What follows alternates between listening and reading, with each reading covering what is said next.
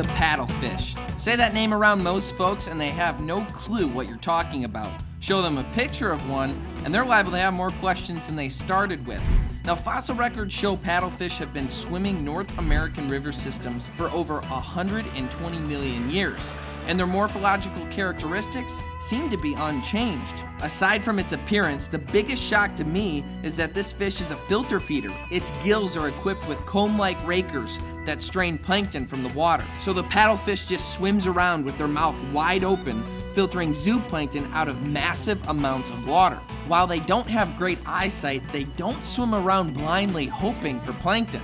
Their elongated paddle, or rostrum, is covered with electrosensors that act as antennas, sensing the very small electrical signals generated by their natural zooplankton prey.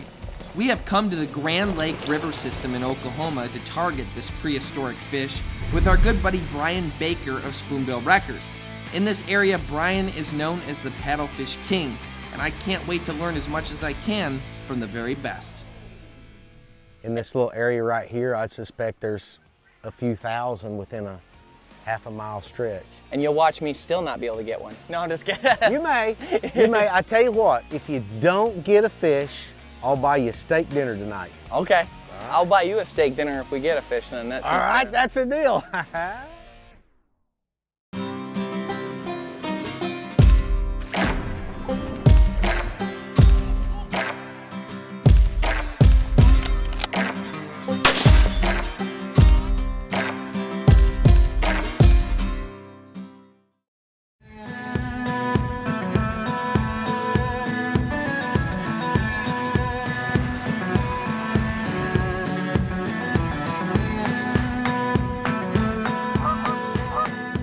Spoonbill are very habitual about where they come and go. So this time of year, about late February, they start thinking about spawning, going up the river. So they come out of the lakes and moving up into the river. So water comes up, spoonbill go up the river. Water goes down, they go back down. But in shallow water, does the boat scare them? You know, how does all that work, or what depth do you look for? What I like to see is spoonbill that's chilling out fairly close to the bottom. When I'm watching a graph, say it's 20 foot deep. Yeah. I like to see fish between 15 to 18 foot deep.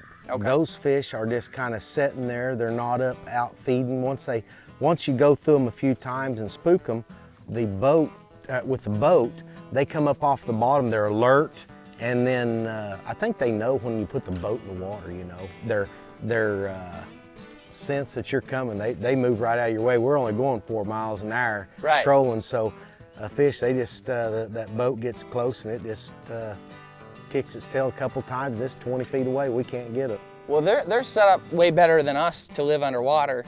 And like you were saying earlier, if you put your head underwater, you could hear a boat driving a long distance away. Yeah. So they know you're coming. They know. And if they've been hooked before as a little guy, they really know. That's right. And I tell you what, you hit on something. Their adult fish is a lot harder to catch. The bigger they are, the smarter they are. They've been there, they've been hooked, and they know that when that boat's coming through there and they hear the spoonbill cookies coming through the water and shaking, they know that they better move out of the way. They've been hooked, or they've seen their buddies get hooked. So they're a little bit tougher to catch, the bigger ones. It's like an elaborate game of Frogger for them, where Correct. they gotta like yeah, pick your poison. Yeah. You could have the most steady hands in the world and the eyesight of an eagle, but you still wouldn't be able to get enough plankton on a hook to get a paddlefish to bite. So the tactic we'll have to use is lovingly described as snagging. We use extremely heavy-duty catfishing rods, 100-pound braided line, and large barbless hooks. In order to get the hooks to the bottom, we use discs called spoonbill cookies that are specially designed to dive downward when trolled behind the boat. The hope is you will drive directly over a paddlefish and the treble hook will snag the fish. Using sonar, Brian is able to detect the fish in front of the boat and attempt to drive over them. Are those paddlefish or no? Nope, those are white bass. White bass? That's a school of white bass. They all look to be about a pound, pound and a half. Okay. Yep. You act like you've done this before, time or two. Today and one other day is my second time ever. Oh, I watched a YouTube video and I wanted to try this guide thing out. Figured you'd give it a go. Yeah. All right, what we're going to do is we're not going to put out any lines. We're just going to troll over the fish and graph them and see where they are. That way, We don't spook them with the lines in case we're off a little bit, or we want to take our best shot first. You know, we don't want to spook them before we start fishing for them. So it's kind of like brook trout fishing, where, you know, you come up to a good spot, a good hole, a good cavern, a good log in the water. That first cast, you either get them on that one or your chances just plummet afterwards. First cast is everything. Okay, so lining up, knowing exactly where they are the first time is the way to go. Right. We're going to do well, friends. We're, oh yeah, here comes a spoonie. So, yeah, a couple spoonies. So,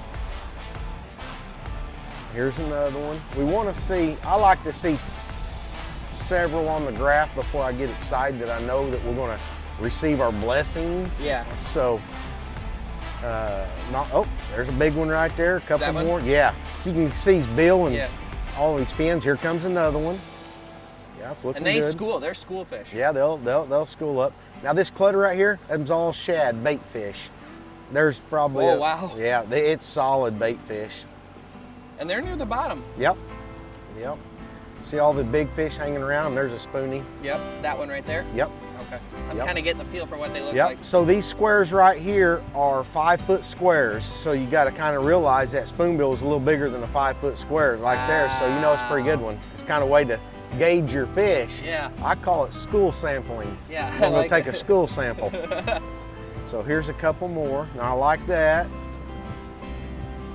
There's another one.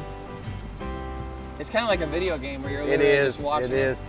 You know, I didn't think I'd be good at video games, but here you are. Right, yeah, I'm kind of addicted to video games. In a way. Yeah, all the video games made by Garmin anyway. Yeah.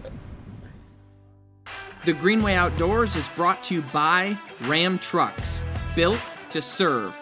Motor Trend's Truck of the Year for the 3rd year in a row. And by Bass Pro Shop and Cabela's. Your adventure starts here.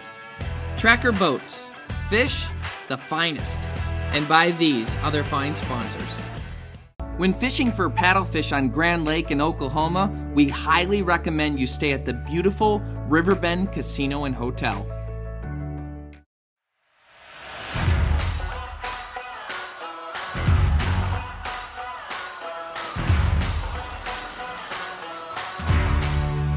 All right, we got a lot of fish here. Let's put out, it's 20 foot of water, let's put out about 40 foot of line. 40 foot? Yep, 40 foot.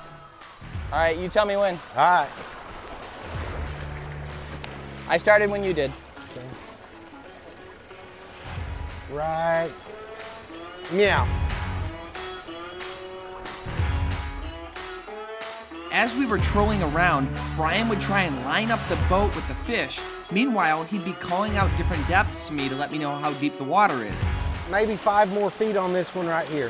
I would either let out more line or bring in more line to make sure we were dragging along the bottom. Here comes a couple of fish though. We're sitting pretty. We may get one of these coming up into the shallow waters.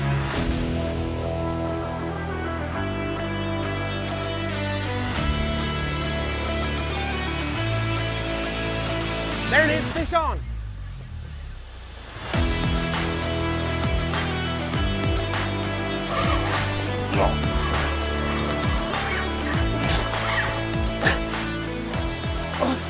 Oh my gosh. I think I got him in the tail because I can feel him shaking and he's... This is different.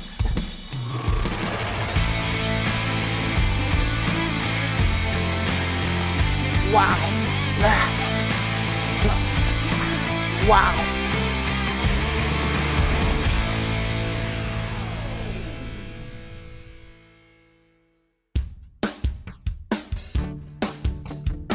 Like if you're eating like microorganisms all the time, they get so bad, I feel like you'd never feel full. You know, it's not like a big hamburger, a big meal you can really get into. Kind of like shrimp. Right. Yeah, like a whale and shrimp. You can go all day. Yeah. You ever had crawfish? You need like 2,000 to be full. Now that's even smaller. What an awesome animal. Brian, what do you think about this one as far as eating size goes? That's the best size to eat. If you get much bigger than that, they start getting a lot of fat in through their meat. That'll be the best tasting fish. Okay.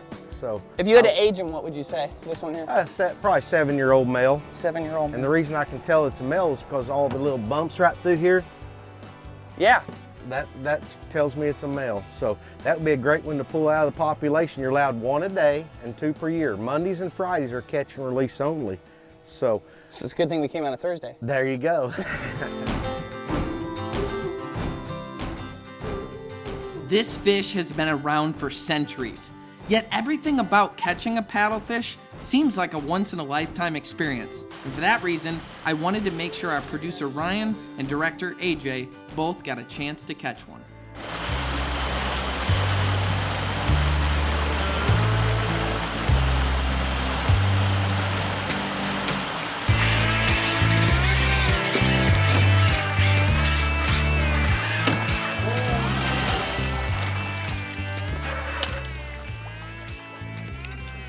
Just reel? Yep, just keep tension.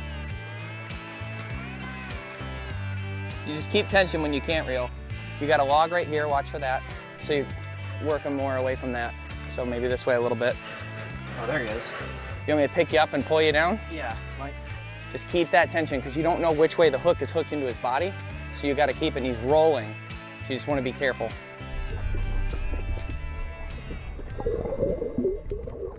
It feels like 1,000 pounds, but it's like a 2-foot fish. All right, Ryan, bring him right up to me here. See how that hook is like barely in there? Yeah.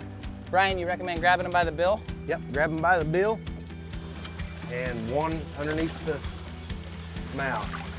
Bill slippery. That's cool.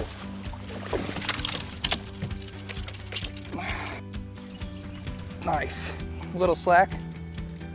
There you go. There it is. Here's your fish, buddy. There we go. Awesome, dude. No, that's a good eater size. That's cool. That is cool. That's gonna be one to eat. Do they measure these from bill to end of tail or from mouth to end of tail? Dude, you should know. You pinch the tail. Well, I guess there ain't much pinch. You're No. not pinching that tail. No, that's a firm fish. Any fish you can guarantee you add as much as possible. So you gotta include the bill. That's cool. Look, if you hold it up to the sun, you can see right through its bill. That's cool. I never noticed that. Look at all the design in it.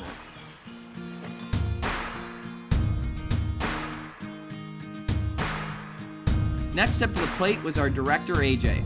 And while the initial hit with this fish didn't seem that big, but his struggles to get the rod out of the holder led us to believe this was going to be the heaviest fish of the day. Yep, you got it. Lift it out, yep. Hold on tight, AJ. Help you. There you go, buddy. All right. Yeah, they're going in.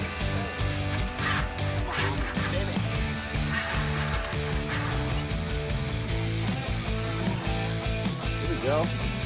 Oh, you got a big one. Right on the snout, too. Okay. You got it hooked through. Keep the tension up and bring it around to the side of the boat. Yep. I'm gonna come right over here.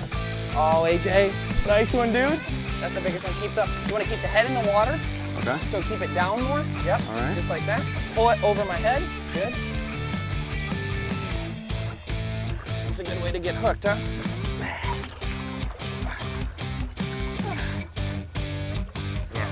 Not too shabby. That's a big one. Wow, AJ. Only way to have fish is have Brian help you. Yeah. No kidding.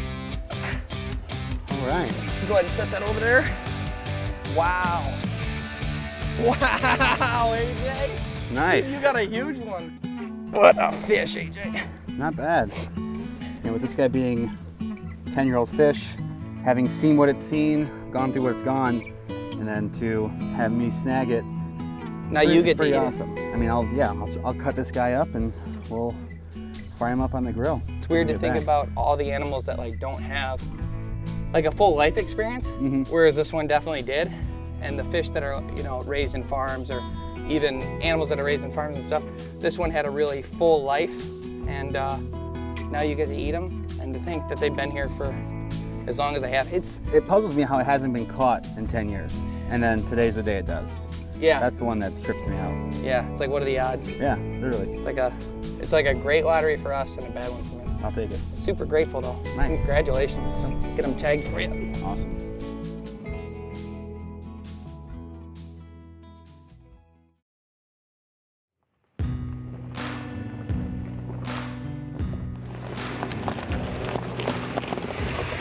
I'm choosing to cook the paddlefish over a fire instead of our beautiful studio kitchen. The reason why I'm doing it is because this fish has been the same for about 110 million years, remained unchanged morphologically, which means people have been eating it for centuries.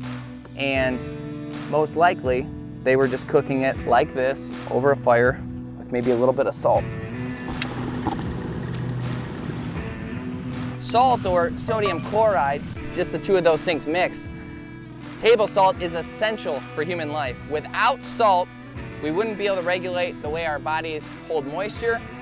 It also has a lot to do with muscle and nerve health. So you absolutely need salt to survive. Now the Native Americans that were probably, but might not be, the very first people to eat this fish got most of their salt from their diet of wild game. So they would get some from the animals, which would equate to probably like 1/30 of what we get right now in our daily diet, which isn't necessarily a good thing, but without it, you wouldn't live. So again, we're gonna go with just a little bit of that salt.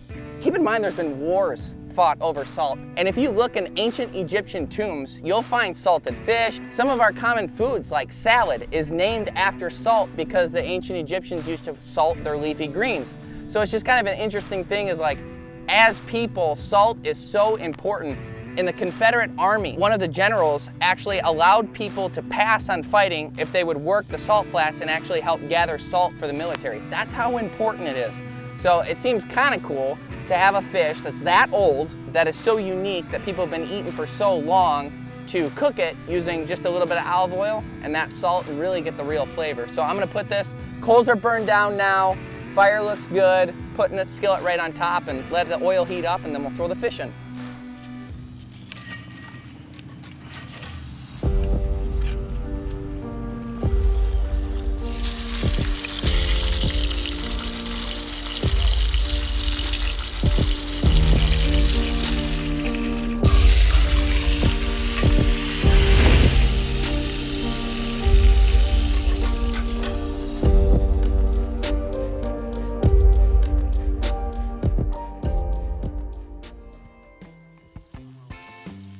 All right, we got it golden brown on each side, so I think it's about done. Take this one out first. Put on the wood there. Talk about primitive, huh? Absolutely beautiful. You know what's interesting is the meat itself is like the texture. I would equate it if you took like pork fat and mixed that with fish and blended it, and that's kind of what it is. Like when it's raw, I feel like you could almost squeeze it and run it through your fingers. Because of that, it just makes it so unique. Ryan, you want to try this too? I'm not gonna miss this. Is this yours or mine? This was my fish, so it wasn't your dinky one. Usually the smaller is a little better. I'm surprised by the juiciness. Okay, it's a little bit like the hamburger turkey patties. Yeah, mine, this one's a little bit more well done. It was in the deeper oil, but.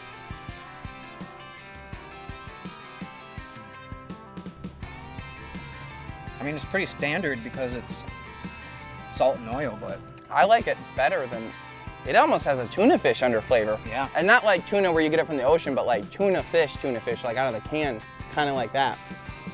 Actually pretty good. I like it. I like it. It's probably a little overdone, but we did do it over a fire, so what are you gonna do? On today's episode, we harvested paddlefish, and in a strange way, it kind of felt like we went back in time. There aren't many things in this world that look the way they did 100 years ago, much less 100 million. Yet the paddlefish swims on, almost exactly the same. But it's important to remember that they aren't invincible. In 2020, it was concluded that the Chinese paddlefish had gone extinct due to overfishing and dam construction.